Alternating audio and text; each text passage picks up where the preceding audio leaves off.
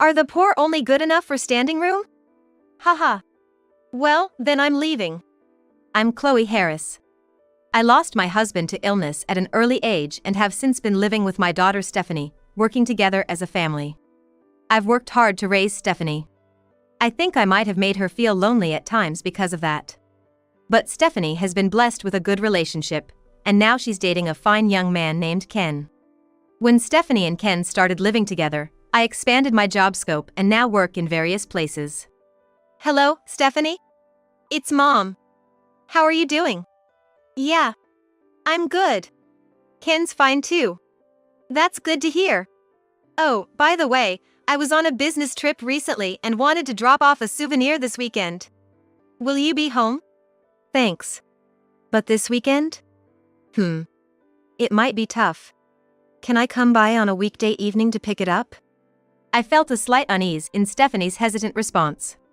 But I didn't pry too deeply, thinking she might just be busy. Little did I know, I would come to regret not asking more at that moment. We planned to meet the following Wednesday, and I invited Ken as well for a dinner together, to which they happily agreed. It had been a while since I last saw Stephanie due to my travel schedule. I was looking forward to seeing Stephanie and Ken that Wednesday. On the promised Wednesday evening. Mom! I'm home. Good evening. Thank you for inviting me as well today. Good evening. Welcome, both of you. Dinner's ready. Stephanie's hair had grown longer since I last saw her, and Ken's had gotten shorter. Just a change in hairstyle can alter the atmosphere so much, I thought. Anyway, I was relieved to see them both looking well. I quickly reheated the dinner I had prepared and set the table. They offered to help, but I declined, knowing they had driven an hour to get here and must be tired. Meals, often eaten alone, felt more delicious with 3 people at the table. It reminded me how enjoyable it is to cook for loved ones. How have you two been? Enjoying yourselves? As I asked, they looked at each other and laughed. Yes. Every day is fun. Yes. I've been having a great time, though I rely a lot on Stephanie. Seeing my child talk so happily always brings me peace. As we shared updates on work and home life, I felt content. Responsible Stephanie and kind, cheerful Ken. Ken seemed a bit henpecked, but maybe that's just the right balance. My only wish was for Stephanie, who lost her father early and experienced loneliness, to be happy. The day we reunited flew by, and they left before midnight. After some time, I received a call from Stephanie. Hello, Stephanie? What's up? Mom, well, it's nothing, never mind. Stephanie sounded off and was about to hang up. But I was concerned and stopped her. Wait, Stephanie. Something's wrong, isn't it? Please tell me. Mom, yeah. Thank you. Can I come over next weekend? Of course, dear. I'll be waiting. I hung up the phone and found myself anxiously waiting for the weekend. I thought about calling a few times, but I assumed Stephanie probably wanted to talk in person, which is why she had mentioned coming over to the house. I decided to simply wait for the weekend. Finally, the weekend arrived, and Stephanie came over. I made some coffee and handed it to her. But Stephanie just stared at the coffee, not drinking it. It seemed like she was deep in thought, so I asked her. Stephanie, are you okay? She seemed startled by my voice and gave a wry smile. Then hesitantly started talking. I don't want Ken to know this, but it seems like Ken's mom doesn't like me. She's told me to break up with him. What? I didn't know Ken's mom well, as she only occasionally came up in our conversations. But if she's saying to break up, there must be a reason. Did she tell you why? Well, don't be shocked, Mom. When I told her we were a single-parent family, that seemed to bother her. For real? That's the reason? A girl raised in a single-parent home is only not good, she said. She can't let Ken be with someone like that. I couldn't believe such an unreasonable reason could exist. How could she say such things and hurt Stephanie? I just couldn't understand. Really, in this day and age, there are still people with such prejudices. Yeah. I told her dad passed away from illness, but she still didn't care. Seeing Stephanie trying to smile through it hurt me. Stephanie and I had gone through tough times after losing her father. We've overcome so much and have nothing to be ashamed of. I want to help her, but is there a solution? And I didn't want to tell you like this, but Ken proposed to me recently. Oh my! Really? I was so happy, of course. But thinking of Ken's mom, I'm not sure what to do. I see. Marriage is about joining families, after all. Of course, I'm happy about Stephanie and Ken's marriage. But after hearing Stephanie's story, I can understand her dilemma. She added that Ken's mom usually visits on weekends, and she seems nice when Ken is around. However, Stephanie said that Ken's mom's attitude changes completely when Ken is not around due to working on weekends. Sensing there was more to the story, I encouraged her to tell me everything. She sighed and shared a shocking account of mistreatment. She said Ken's mom would throw away the food Stephanie cooked, criticize her cleaning and laundry methods, and even told her not to burden Ken with living expenses. Despite them sharing the costs since Stephanie also works. That's terrible. I don't want to speak ill of Ken's mom, but well, I'm not the best cook and can't always keep the house perfect while working. Maybe it's my fault. Ahaha. Stephanie forced a laugh but seemed close to tears. I was angry but held it back. I suggested telling Ken, but she didn't want to worry him. After talking for a while and feeling better, Stephanie got ready to leave. I handed her something. Take this with you, just in case. This is a voice recorder? I explained it's to keep evidence, just in case. I hoped she wouldn't have to use it, but it's better to have evidence. I always carry a voice recorder for work. And gave it to Stephanie. She understood and put it in her bag. Call me if anything happens. Sure, Mom. Thanks. Then, Stephanie left. Later, she called to ask if she and Ken could come over. I guessed they might have decided to get married. When they arrived, Ken, in a suit, was incredibly nervous. I couldn't help but laugh. I served cake and coffee, and as we sat down, Ken nervously announced their engagement. We all laughed, which seemed to relax him. After that, we discussed future plans, including setting a date for a family meeting and proceeding with wedding arrangements. The word family meeting made me glance at Stephanie, who smiled awkwardly. From observing Ken's behavior, it appears he was indeed unaware of his mother-in-law's actions, and he was talking very happily. When I told Ken and Stephanie that I wanted to help as much as possible and they should consult me with anything, they both happily expressed their gratitude. When Stephanie called later about the family meeting, I answered, expecting it to be about the schedule. She sounded downhearted, so I asked what was wrong. Then, I heard an unexpected story. Stephanie. What's up? You don't sound well. Mom, it's hard to say, the family meeting might not happen. Oh? What happened? I was surprised but remembered the earlier conversations about Ken's mother. Could it be? Ken's parents are against the marriage? It seems so. Ahaha. Stephanie's forced laughter was evident even over the phone. It seems they are particularly displeased with Stephanie. As can be inferred from previous discussions, being from a single-parent household likely played a role in the situation. Did you get the real reason why? Yeah, because we're a single-parent family. I see, as I thought. I couldn't understand why being from a single-parent family would be so abhorred. When I asked if this would break the marriage, Stephanie said Ken was furious when he heard why the family meeting wasn't happening. He was so outraged that he said he'd cut ties with his parents if they held such prejudices. Ken's parents, panicked, agreed to the marriage but still refused the family meeting. Stephanie had never seen Ken so angry and had to calm him down. They eventually decided to forego the family meeting after a long discussion. I'm sorry, Mom. I even thought we should reconsider the timing of the wedding because of their opposition. Don't be silly. Don't worry about the family meeting. What matters most in a marriage is you and Ken's feelings. You're both adults. I shared my thoughts with her. I felt sorry for Stephanie, but I was relieved to know Ken was on her side. Ken said the same. He couldn't understand his parents' stance. After all, it's us who are getting married, right? Hearing this, I felt relieved that Stephanie's partner was someone like Ken.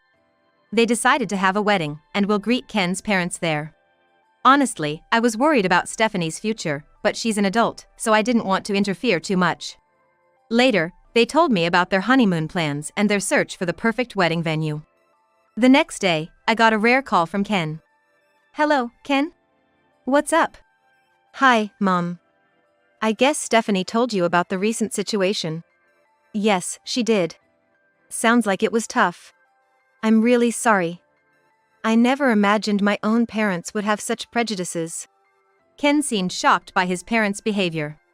He likely never imagined such an issue would arise from his own parents.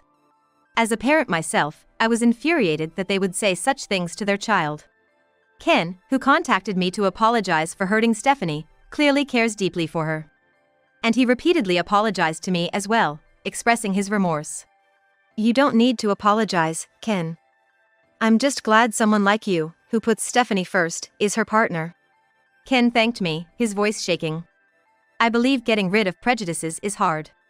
So I hope they become a happy couple, making his parents regret their biases in a good way. After talking for a while, I started thinking about what I could do for them. And I decided to prepare a surprise gift. Time passed, and tomorrow is their wedding day. Despite some small issues, Ken seems to have protected Stephanie well, and we're ready for tomorrow. I pulled out an album from the closet, looking at photos of Stephanie as a baby. With her father, and after we became just the two of us. Tears came to my eyes as I remembered those times. Darling, our Stephanie is getting married tomorrow. She's met a wonderful man, somewhat like you. Please watch over her to ensure the wedding goes well. I spoke to my late husband's picture. Though no reply came, somehow, it felt like he was smiling. Then came the long-awaited wedding day. I finished getting ready and left the house. Not being the main character, yet I realized I was a bit nervous and chuckled to myself. Arriving at the venue, I went to find Stephanie, who seemed to be in the middle of preparations. When I called out to her, she turned around. Her face was pale. What's wrong? You're so pale. Yeah, just too nervous. Am I going to be okay? She seemed to have lost color due to excessive nervousness. Relieved, I patted her back. It's okay. Your dad and I are watching over you, and more importantly, you have your chosen husband here. Stephanie took a deep breath and seemed a bit calmer. Thanking me, she continued with the staff's help. Watching her, I also felt the reality of the situation. Then, I went to greet Ken's parents. In Ken's dressing room, only Ken and some staff were present, his parents having left a bit earlier. I approached Ken. Hello, Ken. It's finally happening, isn't it? Turning to me, Ken looked as pale as Stephanie, clearly nervous. I couldn't help but laugh, which seemed to make him even more flustered. Sorry, Mother. I'm surprisingly nervous. Ahaha. It's fine, it's fine. It's quite like you too. Sorry. What are you apologizing for? You're funny. I was reminded of my own wedding. My husband and I were also very nervous, and the staff had to calm us down. It's sweet how similar they are. After greeting Ken, I tried to find his parents but couldn't. I decided to greet them during a break in the ceremony. As the ceremony started, I walked the aisle with Stephanie, in place of her father. Barely starting, I was overwhelmed with emotion, on the verge of tears. Walking slowly, I handed Stephanie's hand to Ken. Watching them smile at each other, I felt a mix of happiness and sadness. After the ceremony, moving to the reception, I finally found Ken's father. Excuse me, are you Ken's father? Yes, and you are? I'm Stephanie's mother. Excuse me for the late introduction. Congratulations on this special day. Please take good care of Stephanie from now on. After I held out my hand as a greeting, there was a brief pause. I looked up, puzzled, and received an unpleasant response. So you're the bride's mother, huh? As I looked up, I could see clear disgust on the father-in-law's face, and I felt a sense of as expected. I'll take my leave then.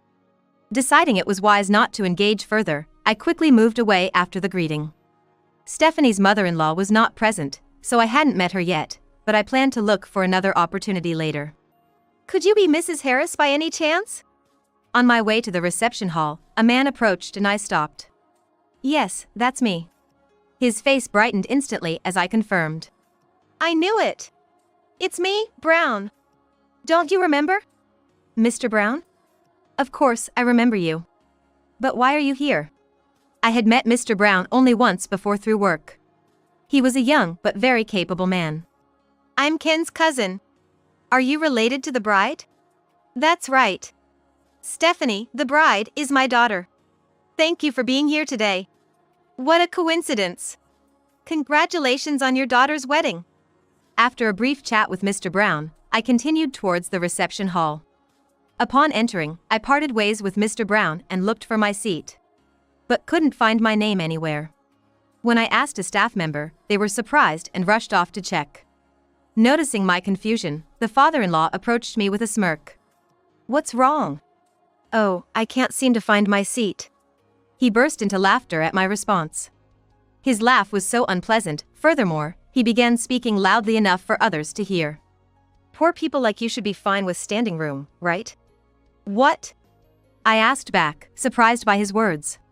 "A single mother trying to sit down like she's somebody. You're just here for a free meal, aren't you?" Haha. What did you just say? Can't even understand, huh? Truly hopeless. Leave right now. His extremely offensive words made it impossible for me to hide my anger.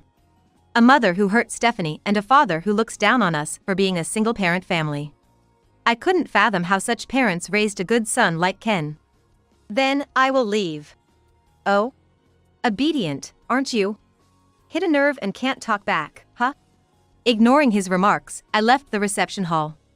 However, I was really looking forward to Stephanie and Ken's wedding, so I was internally debating what to do.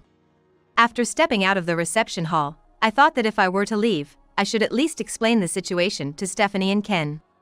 It was their important wedding day. If I told them, Stephanie would be upset, and Ken would likely feel guilty and apologize.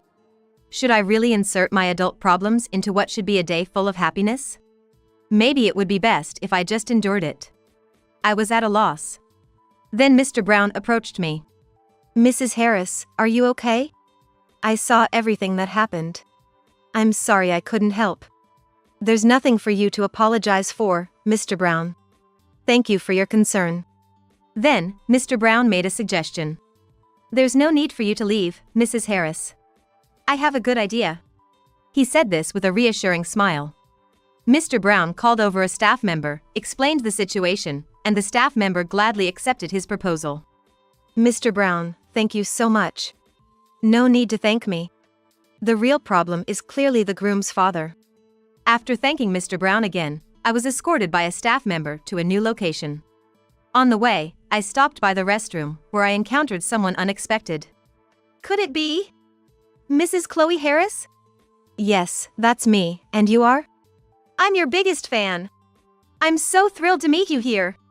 I rarely appear in the media, only once in a magazine, so knowing my face meant she must be a considerable fan. "Oh, I'm the groom's mother. It's the best day ever to meet Mrs. Harris." It was the mother-in-law. She was much more high-spirited than the impression I got from Stephanie. "That's right. Congratulations on today." "Thank you. Could I shake your hand?" "Yes." I hesitantly agreed to the handshake and quickly left the restroom. I never expected to meet her this way. Nor that she would know me. The staff member led me to the second floor of the reception hall. It's not usually used, but Mr. Brown had arranged this seat for me because of the situation. From here, I could overlook the reception hall and see Stephanie and Ken's happy moment. It seemed the guests downstairs hadn't noticed me, and I could clearly see the father-in-law. After a while, the high-spirited mother-in-law took her seat and seemed to be talking to the father-in-law about earlier events. Sighing, I watched them as the venue dimmed and the reception began under the host's lead. Stephanie and Ken's entrance was so lovely it brought tears to my eyes. How had they grown up so fast? Watching them walk shyly amidst blessings was unforgettable. Then, Stephanie and Ken looked up and smiled at me. It seems they heard that I was here. I waved at them, capturing their photos on my smartphone. Next, it was time for the letter of appreciation to the parents. The father-in-law and mother-in-law smirked at Stephanie. Noticing this, Stephanie looked down just as I was invited onto the stage, causing the father-in-law to grimace and the mother-in-law to turn pale. She pointed at me, trembling, saying, What? I nodded, took the letter from Stephanie, and read it. By the end, Stephanie, Ken, and surprisingly, even I were in tears. We received a round of applause, and I descended the stage after receiving the letter and a bouquet from Stephanie. Back on the second floor, I could see the father-in-law and mother-in-law whispering. I could imagine they talked about me. Mr. Brown nodded and gave me a thumbs up, which made me smile. I knew I owed him a big thank you someday. After the reception, I went to meet Stephanie, where I found her with her parents-in-law. I approached them coldly, thinking they wanted something from Stephanie. Do you need something from Stephanie? No. We wanted to talk to you, Mrs. Harris. What about? See. This is what I'm talking about. Why should I apologize? Please. She's an important person. Apologize. No need for apologies. And what are you apologizing for? The mother-in-law, still pale, hurriedly bowed. My husband was very rude to you. I'm so sorry. Please forgive us. What rudeness are you referring to? About calling you poor and suggesting you should stand. I'm so sorry. However, who I am wasn't the point. Never would I have imagined that you, of all people, are Stephanie's mother. If only we had known, things wouldn't have come to this. You refused to meet me because I'm Stephanie's mother. That's, well. When I brought up the issue of the initial family meeting, the mother-in-law suddenly fell silent. She only seemed to be apologizing for the father-in-law's behavior, but to me, she was just as culpable. I certainly didn't have a good impression of this couple. They continued to insist that they were not at fault for refusing the family meeting, claiming they would have been happy to have it if they had known who I was, and suggesting it was Stephanie's fault for not telling them beforehand. However, I firmly stated that part of the importance of a family meeting is getting to know the other party and that they were the ones who made assumptions based on our family background. This only reinforced my belief that we had fundamentally different values. Angered by my retort, the father-in-law spoke up next. Famous, huh? Doesn't look like it. Maybe she just shares the same name? Besides, she's just a poor single mother. Oh, what do you mean by that? Mr. Brown interjected at that moment. As soon as looking at him, my father-in-law is surprised. Vice President? Yes, Mr. Brown was the vice president of the company where the father-in-law worked. The current president was Mr. Brown's father, and it seemed he was set to take over the company. Mr. Brown was Ken's cousin, but his father had married into the family, taking his wife's surname. Who are you referring to as a poor single mother? Well, she's... Are you talking about Mrs. Harris? That would be a grave mistake, wouldn't it? A grave mistake? It seems you're not aware. Mrs. Harris here is a world-famous artist. Well, I heard that from my wife, but just a painter, right? Still poor. Ignorance is frightening, isn't it?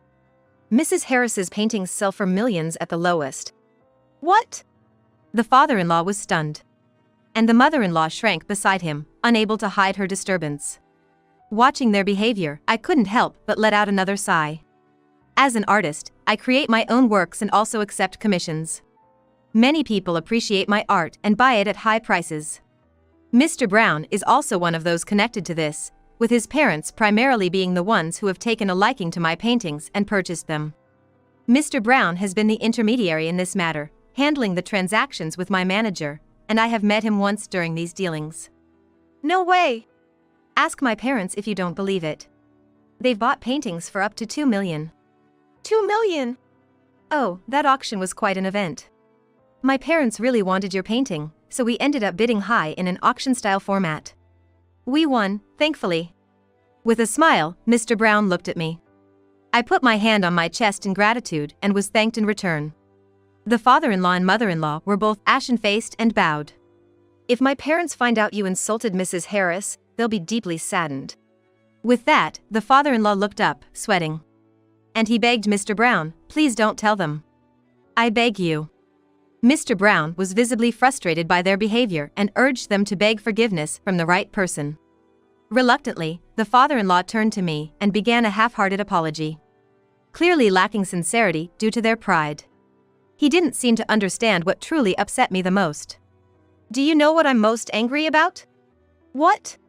That I looked down on you? He clearly didn't get it. I asked the same question to the mother-in-law, but she seemed just as clueless. It's because you hurt someone very important to me. Even with that, both seemed bewildered and didn't understand. Lacking comprehension and learning ability, perhaps. I'm angry because you hurt Stephanie. I raised my voice in frustration, feeling angrier than I had in a long time.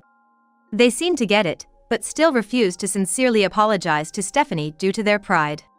Stephanie also had faults. We thought she was poor because she's from a single-parent household. It was clear they were trying to shift the blame to Stephanie, claiming it was Stephanie's responsibility to explain things to us. Mr. Brown looked exasperated, while Stephanie was visibly upset. At that moment, Ken stepped in. "Stephanie, keep an eye on these people," he said, standing by her and putting an arm around her shoulders. "Let's make sure we don't end up like them," he added, clearly angry after hearing the conversation. His actions calmed my rage.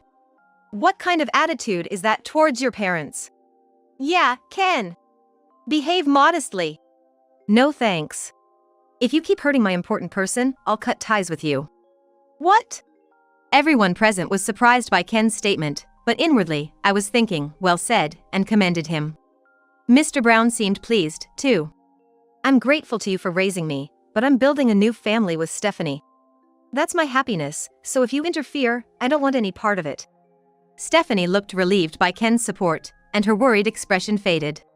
Seeing this side of Ken, I felt even more supportive of their union. The parents-in-law were silenced by Ken's words. "The groom's so cool. Stephanie, he may be like this, but take care of him." "Of course. And you too. Like this, huh?"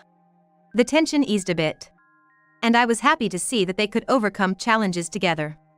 Arbitrary and prejudiced actions never lead to anything good, I said to the disheartened pair, who flinched slightly and turned towards me. Being from a single-parent family doesn't necessarily mean being poor, nor does being poor justify contempt. A lack of compassion is a form of poverty too. They left the room without a word, looking frustrated. As a parent myself, I'm relieved I never adopted such a worldview. I owe my current self to Stephanie, and I need to thank her again. A few days later, my manager informed me that a man claiming to be a relative of mine had called, wanting to speak with me. A man claiming to be a relative of mine connected the call. "Hello? Hey. I'm Ken's father." It was the father-in-law. He had searched for my office's contact details to reach me. "Ah, do you need something?" "Convince President Brown." I asked for details, and apparently, Mr. Brown had reported the wedding incident to his father, the company president, who was furious. The president was considering taking action against him since my office had a contract with their company and it could cause damage.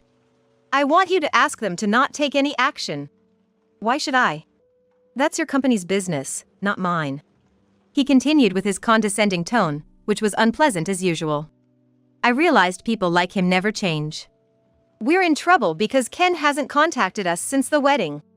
That's the result of your own actions." "What?" Ken had apparently followed through on his words from the wedding and cut ties with his parents. It allows Stephanie to live without anxiety. Everything was their own doing, yet they were asking for my help, which was utterly inconvenient. "To think you survived in society with such an attitude. There's a limit to looking down on people. I have no obligation to listen to you, and I don't care about your troubles. Damn it. I'm asking you, I'm bowing down here. I see you don't understand. Things will happen as they will. I'm busy, so I'll hang up now. Goodbye." "Wait." I ended the call and informed my manager not to connect them anymore. Despite several attempts from them, my manager, who is more direct than me, eventually stopped their calls. I reported the incident to Stephanie and Ken and urged them to be cautious. After they couldn't reach me, the in-laws apparently went to Ken's company, which led to security intervention. Ken explained the situation to his company, which agreed to keep them away. Mr. Brown later contacted me, apologizing for involving me in the company's affairs. But I reassured him, confirming our contract would continue. Eventually, the father-in-law faced a demotion but chose to leave the company after disputing the decision. Since the wedding, the in-laws had a strained relationship, leading to divorce after the father-in-law became unemployed. The mother-in-law once sent an email to Ken, asking him to support her, but he ignored it.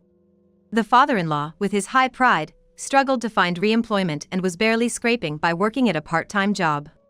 The mother-in-law, unable to find support from relatives due to the wedding incident, ended up living in a shabby apartment while working part-time jobs. As a celebration gift for Stephanie and Ken, I surprised them with a house. I remembered a house that Stephanie and Ken once said we'd like to live in, and had one built with a similar design for them. To ensure their living environment wouldn't change drastically, I had the house built close to where Stephanie and Ken are currently living. They were overjoyed with the gift, even suggesting that I live with them in my later years. I reported to my late husband's memorial that Stephanie and Ken were very happy, and placed a photo of the three of us at the altar. Next year, I'm also looking forward to the birth of a grandchild, adding more joy to my future.